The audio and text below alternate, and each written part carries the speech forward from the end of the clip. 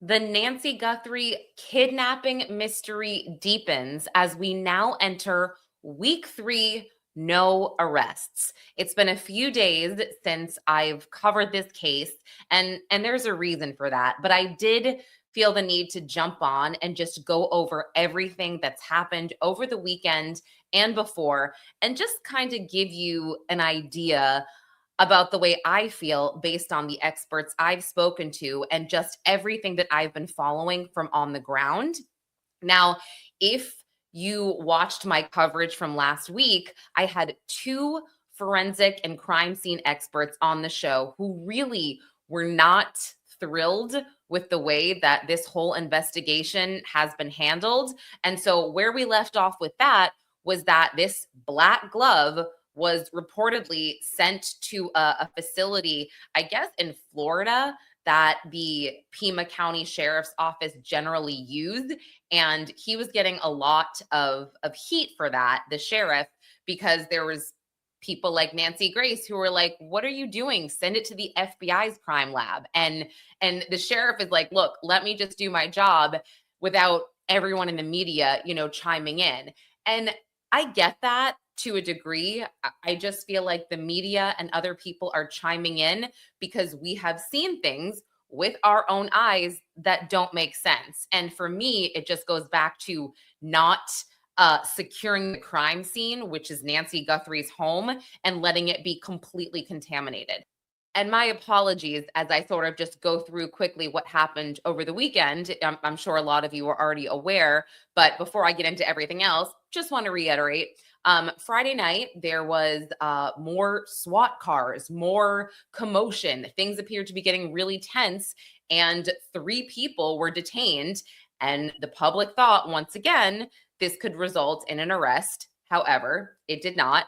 All 3 people were released. There was also talks of a 4th person being detained, but that was never actually truly confirmed or clarified. But it was a neighbor of Nancy Guthrie. It was a woman, and her son was the person they were looking into. And I mean, by Saturday, the son was already hanging out with his friends and forgot what happened. But the woman whose house it was apparently very, very shaken up by this whole thing. And they released another male suspect as well. Didn't pan out to be anything. I guess they got him near a traffic stop. And yeah, so that is where we had left off with people being detained. And the interesting part about that is that we don't actually know what caused the sheriff's office to detain these people. No idea. We don't know what the probable cause was because that has not been shared with us. And truly, I go back to law enforcement not owing us anything. But at this point, if I was a resident, I think of Tucson, I might want some more information, or I might be demanding information, just thinking, am I in danger?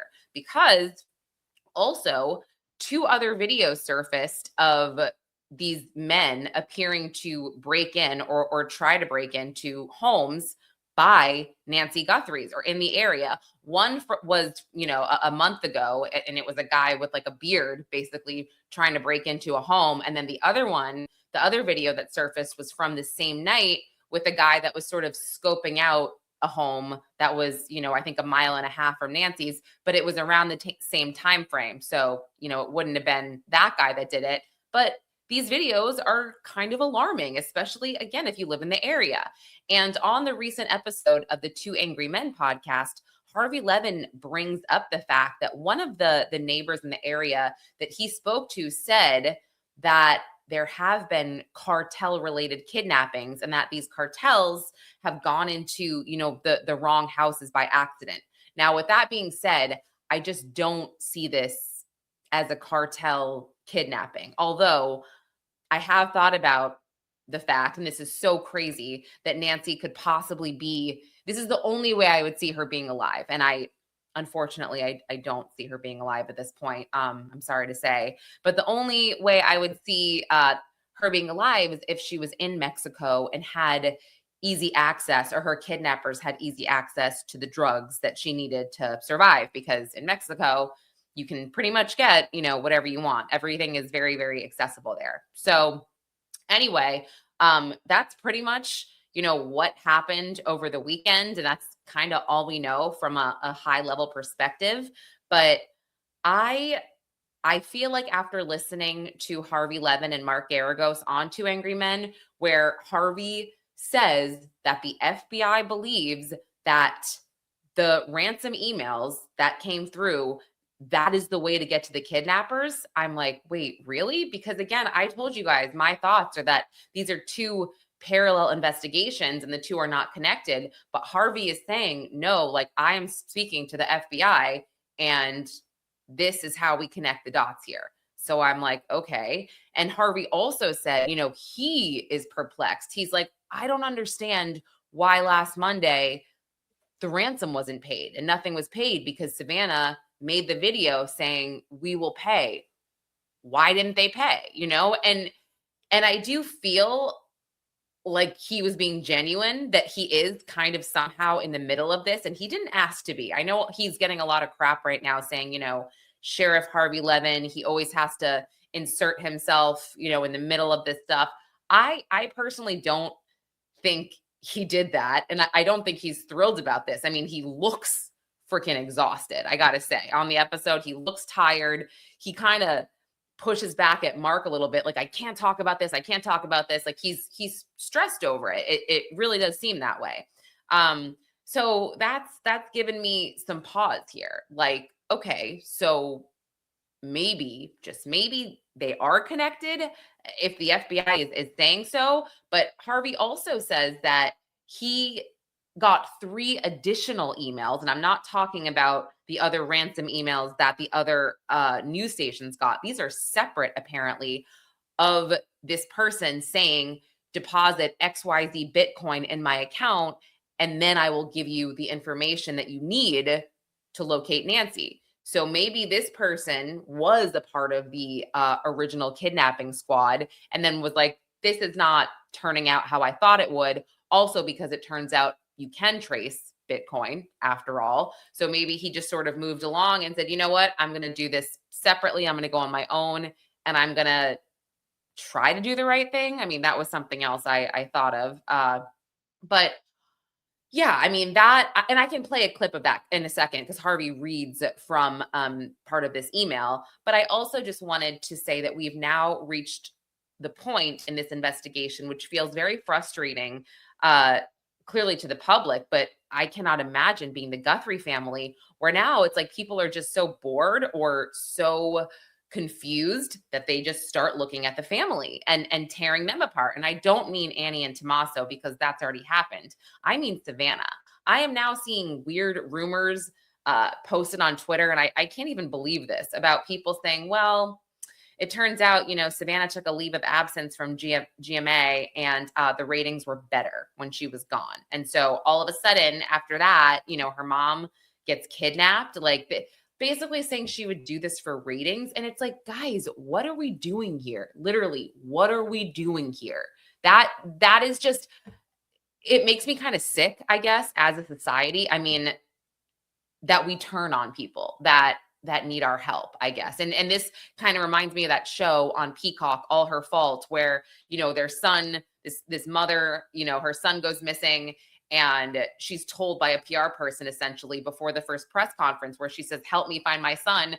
They're like, well, you have to be likable so the public doesn't turn on you. And that is the craziest thing, because that's exactly what happened. The public all of a sudden is going through her Facebook pages saying, well, look at this. Look at their wedding pictures. They're so bougie. Why can't they put up more money? I mean, it's just never ending. And it's crazy that we're now at that point where fingers are being pointed at Savannah. And it's like, my gosh, what, like, it's like a tragedy, a horrible thing happens to somebody. And then we all of a sudden are like, meh. But yeah. So I saw that. And then I also saw Megyn Kelly write this article saying that GMA, and I did see this, they basically put out an Instagram post remembering one of their guests, Adrienne Balone, her mother passed away, basically. And they were like, there's nothing like, mom hugs or something on this Instagram post. And it's like, it was the same day that Savannah put together this montage about her mother, when she was younger, when, they were kids. It was really beautiful, but it was the same day. And so Megyn Kelly's like, GMA is so insensitive for putting this out there. They don't actually care.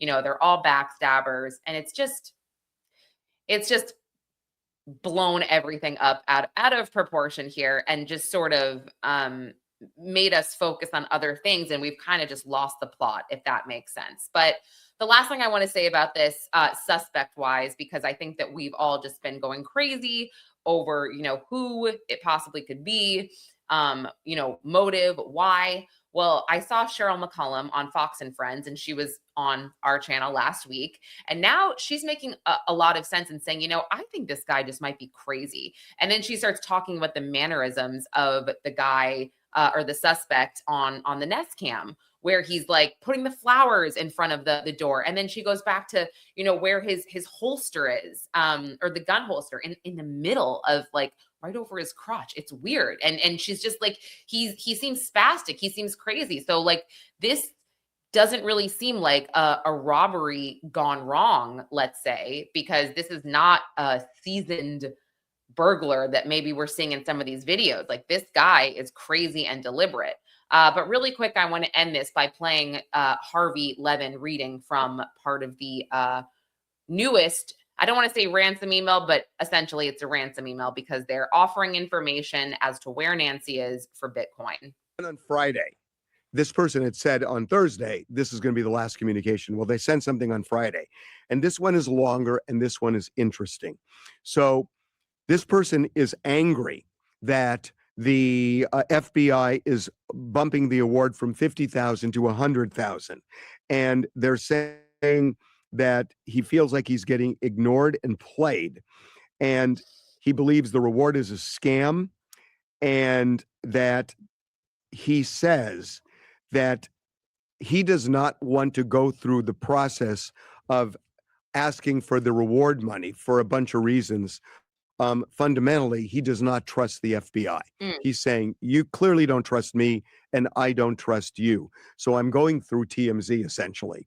And here's what I want. He's saying that he wants now a Bitcoin, a fraction of a Bitcoin worth $50,000.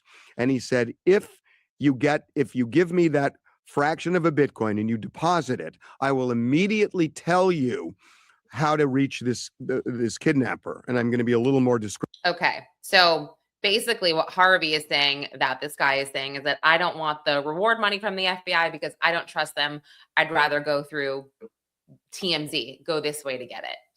I mean, okay. And also, there was movement in this account, apparently. Harvey would not share with Mark how much was deposited there. He wouldn't share much else, but yeah, this Bitcoin account does exist. So anyway, guys, I just wanted to put this out there for everybody, because we've really lost the plot. So hopefully we can reel everything back in, and Nancy Guthrie will be found, because at this point, the sheriff says, we won't quit. It could be years. It could be months. Like, okay. But yeah, I mean, we could be dealing with another Sebastian Rogers situation. I can't even imagine. But anyway, I will be back tomorrow with another episode. Thanks for watching, and I'll see you guys tomorrow.